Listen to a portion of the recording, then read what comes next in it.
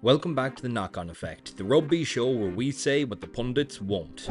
Right lads, no messing about today, straight in, no kissing. I'm recording this in my lunch break, but I wanted to get a video out for you guys. It's the joys of being a small channel, so let's jump straight into the Lions team news for this Saturday against Western Force. Sorry to interrupt the video, but if you could be a gent and hit subscribe, it honestly goes a long way in helping us create more of this kind of rugby content. But without further ado, Elliot Daly starts at fullback. Love it. He was a great cameo last week at 13. He came on with energy and upped the tempo of our attack. Let's call a spade a spade. Marcus Smith was a liability in defence against Argentina. Daly is the epitome of reliability, stability and experience. He's been around the block with England. Let's see what he can do for the Lions.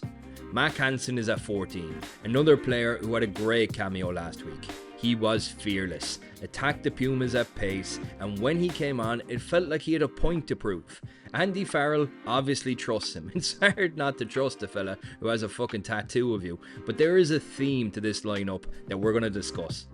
Garry Ringrose and Tuipulotu make up the centre partnership this week. I actually thought Bundyaki and Tuipulotu played great last week, but obviously Aki's comments after the match, I think it was something like it wasn't really clicking, which obviously isn't what you want to hear. Tuipulotu back in his natural position of inside centre this week and a natural 13 outside him in Ringrose at outside centre. As mad as this sounds, with Hugh Jones on the bench and the option of always going back to Aki and Tuipulotu, I think Ringrose needs to have a big match on Saturday. It'll be really interesting to see how this pair, I suppose, click in terms of cohesion. James Lowe is on the other wing. We knew that with a lot of the Leinster boys that they'd be playing this match specifically because they were rested after the URC final. Farrell needs a win here, and this is the theme that we're seeing. It's a lot of Irish players and Leinster players coming back in that he trusts, that he's familiar with. James Lowe is exactly that. He will attack this Western Force side and put them to the sword given the chance. Tomos Williams and Finn Russell make up the halfback pairing this week. Neither Finn Smith nor Alex Mitchell did a whole lot right or a whole lot wrong against the Pumas. This is a great opportunity for Williams and Russell to get one over on them. Williams had a good cameo off the bench last week. Great box kicks and a peach of a bullet pass putting a try in a plate for Tadhg Beirne. As for Russell, we've seen him play a lot more conservatively with Bath compared to his time in France. Will we see a bit of French flair take over with Russell on Saturday? As for the pack, Schoeman, Sheehan and Tadhg Furlong make up the front row.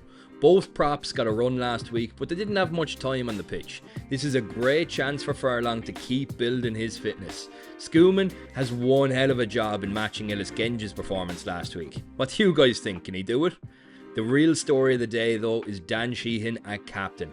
I was surprised to see it, I'll be honest. I thought it would have been Tadhg Beirne as he stepped into the role when Maro Itoje went off last week, but this is a big call for the Irish hooker. As a player, there's no doubting his capabilities. He is the best hooker in world rugby, bar none.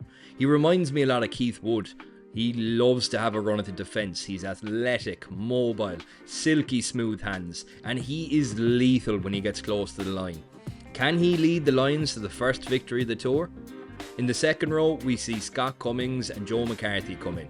I love to see it. Farrell obviously didn't like what he saw last week in terms of physicality with the pack, and these two are absolute bruisers. They will both look to beat up the Western Force pack, and I can't fucking wait.